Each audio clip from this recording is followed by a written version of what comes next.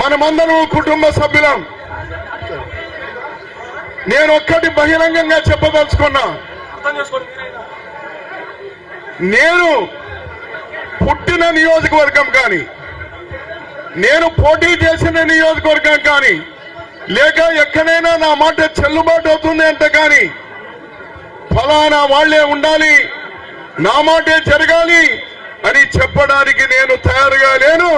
షర్మిలమ్మకు నేను ప్రారంభం చేస్తున్నాను. అమ్మా, నీకు పూర్తి స్వేచ్ఛ, నీకు పూర్తి స్వేచ్ఛ. పోయిన 10 సంవత్సరాలుగా కష్టపడ్డ వాళ్ళు ఉన్నారు, ఈ రోజు కొత్తగా వస్తున్న వాళ్ళు ఉన్నారు. నా మిత్రుడు రామకృష్ణారెడ్డి ఈ రోజు కాంగ్రెస్ పార్టీలో చేరడానికి వచ్చినాడు.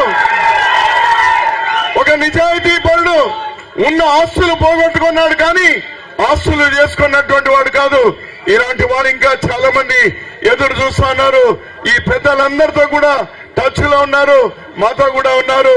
నేను కూడా కోరుతా ఉన్నాను, దయచేసి రాజశేఖర రెడ్డి గారితో పనిచేసిన వాళ్ళు, ఇందిరమ్మతో పనిచేసిన వాళ్ళు, రాజీవ్ గాంధీతో పనిచేసిన వాళ్ళు, సోనియా గాంధీతో పనిచేసిన వాళ్ళు, రాహుల్ గాంధీతో పనిచేసిన వాళ్ళు ఏదో కారణాలతో పక్కన పోయినా దయచేసి మీరందరూ వెనక్కనండి. మనం అందరం కలిపి ఏం జరుగుతోంది ఈరోజు ఈ రాష్ట్రం? బీజేపీ. నేను అభినందిస్తున్నాను మా రుద్రరాజు గారిని, అతను ఇది బాగా జనంలోకి తీసుకెళ్లాడు. బి అంటే ఏమి నాకు వినపడలా. ఓ భారతీయ కాదా? ఓ చాలా స్పీడ్ గా ఉన్నారే మీరు. జే అంటే ఏమి? ఓ జనతా కాదా? పి అంటే ఏమి? స్వామి, చాలా ఎక్కించినావు నువ్వు అందరికీ, నువ్వు మొత్తం మంది ఎక్కించినావు స్వామి. నువ్వు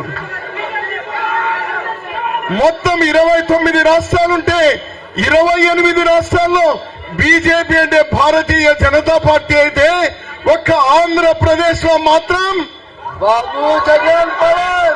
గట్టి చెప్పు. బాబు జగన్ పవన్.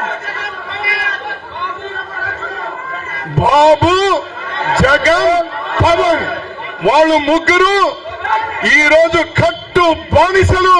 మోడీ గారికి, భారతీయ జనతా పార్టీకి కట్టు బానిసలు. వాళ్లకు ఓటు వేయడం అంటే బీజేపీకి ఓటు వేయడమే. బీజేపీకి ఓటు వేయడం అంటే మన కొమ్మును మనమే నరుక్కున్నట్టే. ఈ రోజు రాష్ట్రానికి ద్రోహులుగా నిలబడ్డారు. తరిమి కొట్టాలి.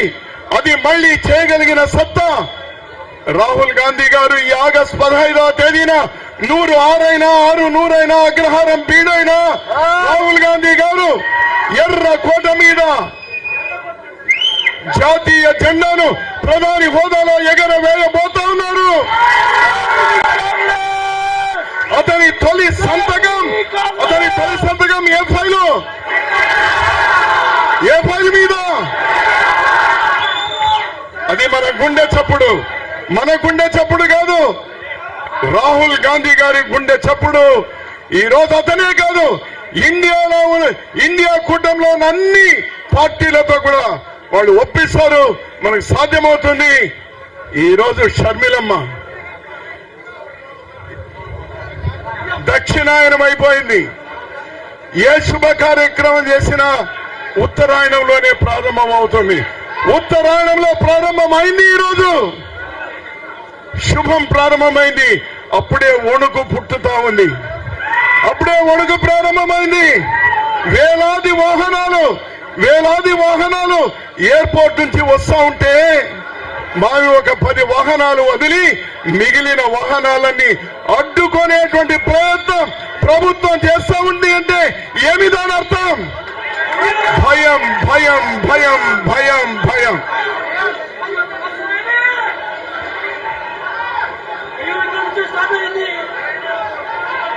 నేను ఎక్కువ మాట్లాడకుండా, పెద్దలందరూ కూడా చాలా మంది ఉన్నారు, ఎక్కువ మాట్లాడకుండా బహుశా